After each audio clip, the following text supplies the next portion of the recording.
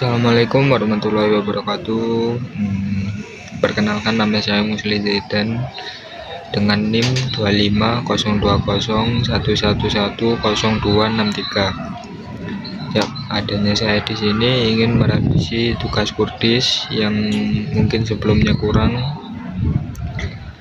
yaitu saya akan mengulangi membaca ayat 152 sampai 157 dan menerangkannya.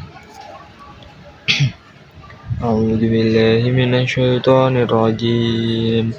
Bismillahirrahmanirrahim. Ya ayyuhalladzina amanu ista'inu bis-sabri was-shalah. Innallaha ma'as-sabirin. Wala taqulu liman yuqtalu fi sabilillahi amwat bal ahya'u walakin la tashkurun. Walanabluwannakum bisyai'im minal khawfi wal ju'i wa naqsin minal amwali wal anfusi was samarah wa basyiris sabirin alladzina idza asabatuhum musibah qalu inna lillahi wa inna ilaihi raji'un. Ulaika alaihim shalawatum mir rabbihim wa rahmah wa ulaika humul muhtadun. Innas safa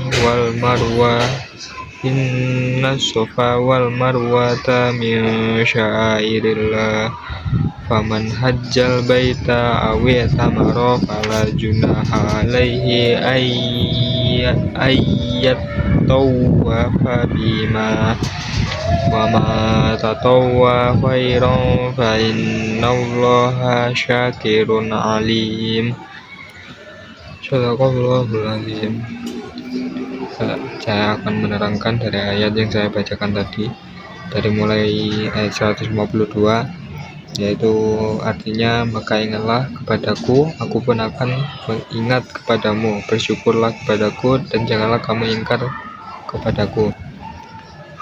Jadi ayat tersebut menerangkan tentang perintah untuk selalu mengingat Allah dan selalu bersyukur atas nikmat yang telah diberikan olehnya. Ayat tersebut perintah langsung dari Allah yang menyuruh kita senantiasa selalu mengingatnya dan selalu bersyukur atas apa yang telah diberikan oleh Allah kepada diri kita sendiri. Dan cara mengingat Allah itu bisa dilakukan dengan berbagai cara, yaitu dengan yang pertama sholat, terus membaca Al-Quran, berzikir, dan merenungkan ciptaannya. Lalu sebagai balasannya Allah akan menjanjikan kepada hamba yang selalu ingat kepadanya, yaitu pahala, pertolongan, dan kebahagiaan di dunia dan akhirat. Dan bersyukur dilakukan dengan menaati perintah Allah dan menjauhi larangannya, tidak menggunakan nikmatnya dengan tidak menggunakan kenikmatnya untuk bermaksiat. Maksudnya kenikmatan itu seperti kita diberi uang yang banyak, terus kita malah tidak bersyukur dan tidak mengingat Allah, malah kita menghambur-hamburkan, terus memakai untuk bermaksiat gitu. Lalu ayat 153, yaitu artinya, wahai orang-orang yang beriman, mohonlah pertolongan kepada Allah dengan sabar dan sholat, sungguh Allah berserta orang-orang yang beriman. Jadi ayat tersebut menerangkan tentang hendaknya apabila kita ditimpa musibah, hendaklah kita memohon pertolongan dengan sabar dan sholat. Ayat tersebut memberikan petunjuk bagi orang-orang yang beriman untuk menghadapi segala kesulitan hidup dengan sabar dan sholat. Sabar adalah menahan diri dari perbuatan keluh kesah dan tetap berusaha mencari solusi yang terbaik. Sholat ialah sarana untuk mendekatkan diri kita kepada Allah, yaitu Sang Pencipta, dan memohon pertolongannya, dan Allah akan menjadikan selalu bersama orang-orang yang sabar dan memberikan kekuatan dan kemudahan dalam menghadapi cobaan tersebut, cobaan yang diberikan Allah. Ayat 154. Dan janganlah kamu mengatakan orang-orang yang terbunuh di jalan Allah mereka telah mati, sebenarnya mereka hidup tetapi kamu tidak menyadarinya. Jadi ayat tersebut menerangkan tentang orang yang mati syahid. Ayat ini menjelaskan tentang kemuliaan orang yang mati syahid atau gugur di medan tempur dalam membela di jalan Allah. Mereka tidak boleh dikatakan meninggal, sebenarnya mereka hidup tetapi kita tidak menyadarinya dan merasakannya, dan mereka mendapatkan tempat paling istimewa di sisi Allah dengan kehidupan yang istimewa, namun kita tidak menyadarinya saja. Ayat ini juga memberikan motivasi kepada kita kepada umat muslim juga untuk selalu berijtihad dan berkorban di jalan Allah, seperti mencari ilmu. Mencari ilmu kan juga bagian dari berijtihad. Terus ayat 155, yaitu dan kami pasti akan menguji kamu dengan sedikit ketakutan, kelaparan, kekurangan harta, jiwa, dan buah-buahan, dan sampaikanlah kabar gembira kepada orang-orang yang sabar.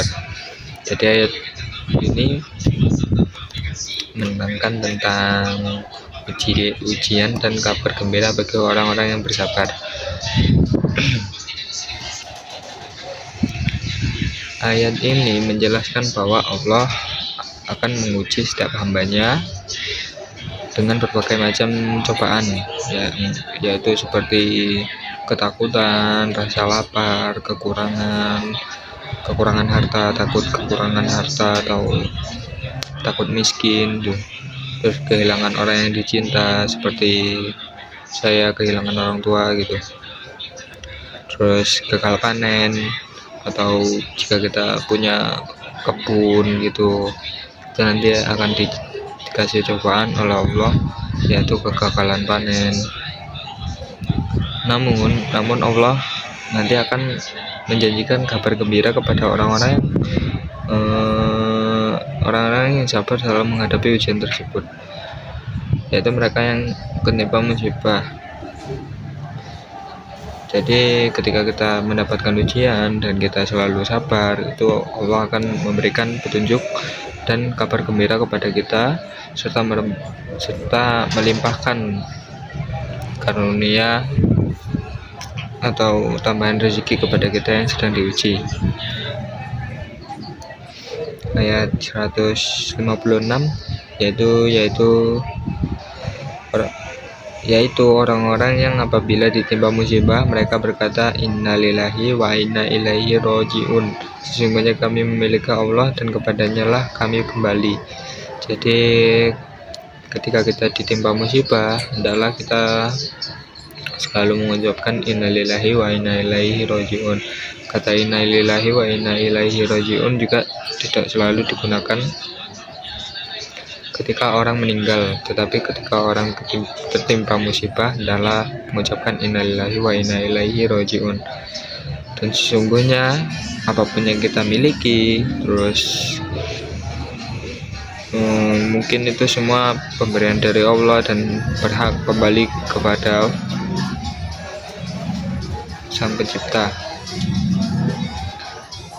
Terus ayat 157 itu, mereka itulah yang memperoleh ampunan dan rahmat dari Tuhannya, dan mereka itulah orang-orang yang mendapat petunjuk. Jadi ayat tersebut yaitu menjelaskan tentang keutamaan orang-orang yang bersabar. Ayat Ayat ini menegaskan bahwa orang-orang yang sabar akan mendapatkan keberkahan atau rahmat dari Allah, serta mereka adalah orang-orang yang mendapat petunjuk. Mereka akan diampuni dosa-dosanya dan dilimpahi nikmat yang tiada tara.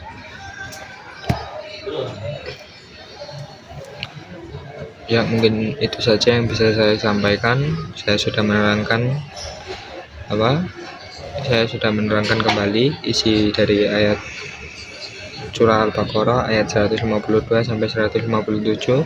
Jika masih ada salah kata maupun ucapan atau masih kurang dalam penyampaian materi, mohon dimaafkan, saya juga sedang belajar. Ya, mungkin itu saja yang bisa saya sampaikan. Wabillahi taufiq wal hidayah. Wassalamualaikum warahmatullahi wabarakatuh.